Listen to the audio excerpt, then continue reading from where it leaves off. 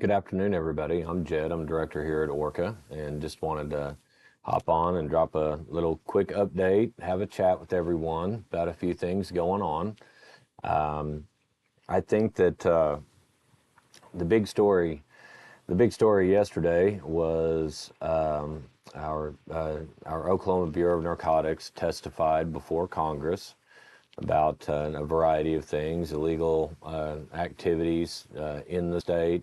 Talked a lot about the marijuana program and how how he's concerned about influx of illegal grows and things like that. And there's a whole lot going on with that. And we've talked about this some, and this bears a lot of conversation. But what I want to simply do here to start, as far as we'll call this our industry response to what we saw yesterday. Um, I want to simply start by going after an explanation of some of the numbers that were thrown around by Director Anderson yesterday that are just absolutely patently false and misleading.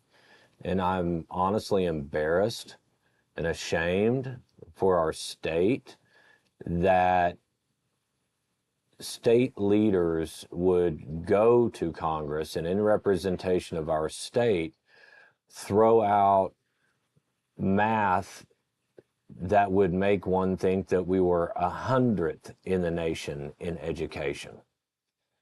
So I'm just going to run down this part of it. We're going to be talking a whole lot more about what's going on, but I want to talk about this, and let's just take a quick look at the absurdity of some of the things that were said. I don't want to sit here and be seen as denying that there hasn't been an issue. There's a whole story of how we got here and what that looks like, and we're going to talk about that, and we'll give credit where credit's due. But right now, there are some things that are so patently misleading that they have to be addressed. And so let's go into it. This won't take long. Director Anderson was quoted as saying, between 2024 and 2025, licensed grow sites reported 87,210,960 plants, yet dispensaries sold only 1,689,601 pounds of marijuana. Given that one plant typically yields 1 pound of processed marijuana, over 85 million plants are unaccounted for, representing an estimated $153 billion in missing product and proceeds. That was what Director Anderson had to say. His testimony makes a dramatic claim, and it really raises serious questions about the accuracy and assumptions. So let's break this down a little bit more. 87 million plants grown, 1.7 million pounds sold by dispensaries, those are the round numbers, assumes one plant equals 1 pound. Therefore, 85 million pounds are missing, with an estimated $153 billion in lost product or revenue. Okay, here are the problems with that.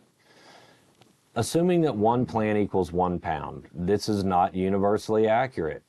Yield per plant varies dramatically depending on indoor versus outdoor, strain, genetics, cultivation method, plant health, and harvest timing. Realistic average yield is probably closer to a 1/4 pound to a 1/2 pound per plant, especially for those that are maximizing turnover in indoor grows. Not all cannabis is grown as a smokable product. A large part goes to processing. After testing, some is destroyed or lost to other mold.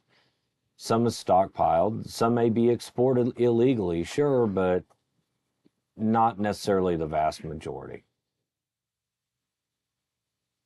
$153 billion. The two estimates that I've seen is that Oklahoma's entire gross domestic product is somewhere between 215 and 265 billion dollars. What Director Anderson just said was that we have enough production of illegal marijuana in Oklahoma that it is nearly the gross domestic product, meaning all economic output of our state combined. It's an incredible claim. Saying that 85 million pounds equals $153 billion is $1,800 per pound. Might be plausible for retail in some other states, but let's get honest. Your average pound of marijuana is not going for $1,800 in the state of Oklahoma.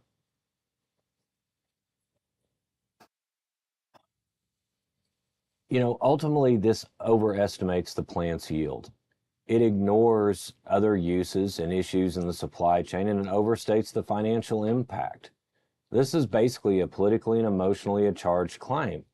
You know, where does this come from? You know, a lot of this starts to come from back when this was put out in June of 2023 by the Oklahoma Medical Marijuana Authority, a supply and demand study that failed to account for moisture loss in plants when they're dried, which eliminates 80% of the plant weight.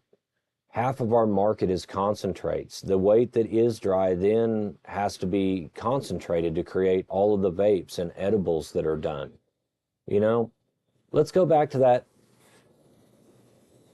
that 87 million plant count. Remember, in this count, that's going to include even clones. It's going to include plants that never made it to maturity. It's a complete wholesale. And here's the thing, guys. The real numbers are available, and they've been available for quite some time. We've asked for them. We've pointed this out, but those numbers are available within the inventory tracking system. You know, when you take those 87 million plants, and as OMA always refers to the wet weight, but where is the dry weight? Where do we reflect where 80% of that weight was lost literally to drying? Another 10% when you remove stalks and stems. You then have to utilize the remaining weight to actually create the concentrates for the other half of the market, which can be a 20-to-1 ratio of drop when you concentrate or more. You know, none of this is accounted for. It's like I said the other day, all this is a narrative. This is simply a narrative that is completely and totally misleading. Misleading to the Oklahoma public and misleading to the American public. So I just wanted to get on and say this about that we're throwing the flag, as we have been. This is so wrong. And you know, we are now going to, as much as I can, actively pursue the real numbers. We're going to ask for them. We're going to do a lot more on this. I just wanted to talk about this here briefly.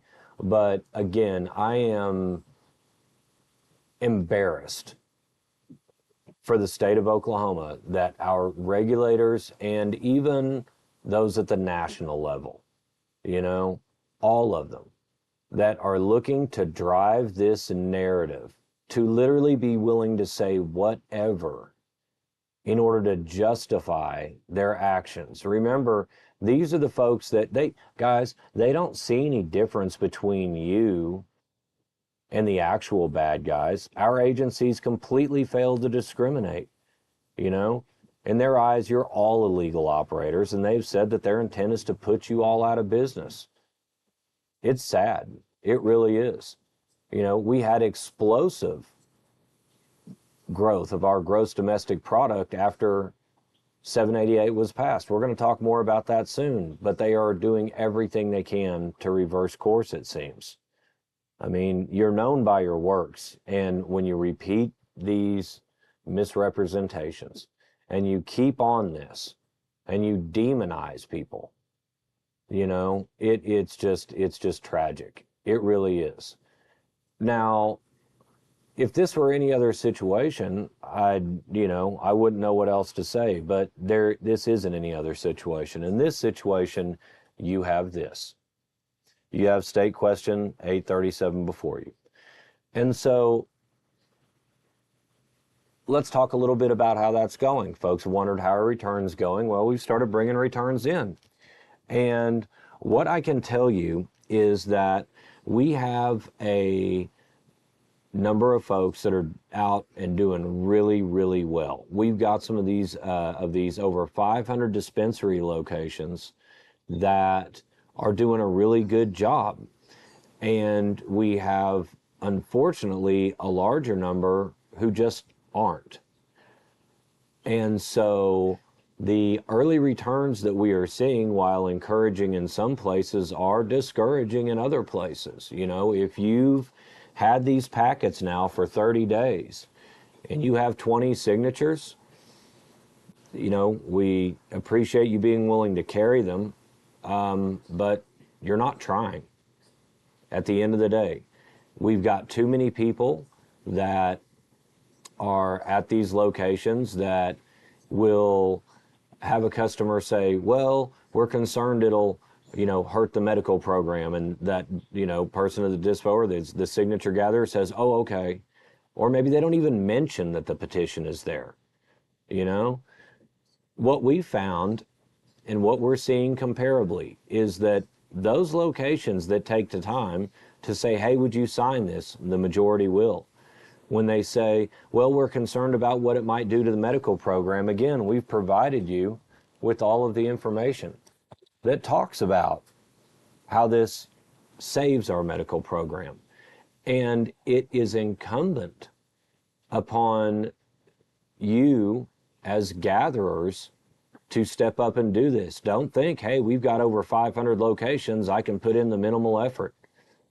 Guys, it's really, really clear what's on the line here. We're in position, but you have to follow through. There are 3 ways this gets done. 1, a more stepped up and intense and earnest effort in our dispensary locations. Number 2, more people stepping up to volunteer to get out to public events and go and gather signatures. And 3, more dollars coming in to be able to fund the operation to gather signatures. You know, the power is in your hands right now to do something about this and to save your industry and to save what has been built here. Okay? But this is a do or die situation. It's very, very obvious. It may not have even been this obvious 6 months ago, but it is now. And you have got to be willing to speak up. You have got to be willing to ask. It's not hard. It really isn't. We're in position. You know, we're doing everything that we can to get you guys set up for success. But let me be clear about one last thing on this. After November 4th, one of 2 things will be known. You will have either broken the stigma surrounding this plant, or you will have locked in, simply by inaction, the stigma that you're just a bunch of lazy stoners. I don't fall in that second part. We work constantly to create this opportunity. We need you to step up and make the most of that opportunity so that all of us have a reason and a season to move forward after our submission deadline. You're not off to a bad start, but you're not off to the greatest start. You've got to finish strong. You've got to ask. You've got to volunteer. You've got to get out there, and you need to donate dollars in order to get this done at orca4ok.com. We can do this. I believe in you guys. I would have not dedicated 4 years of my life and made the sacrifices that my family has made without even being in this business, with no financial gain, to put you in position to do this. I want to see you succeed. I know you can succeed. But now, more than ever, it's time for you to step up and get to work. I appreciate so much, everyone. I appreciate all the folks in Tulsa. Randy, it was great to see you. John, the folks that are showing up and getting out. But if you take this for granted, you will lose it. Let's go. I hope y'all have a great day.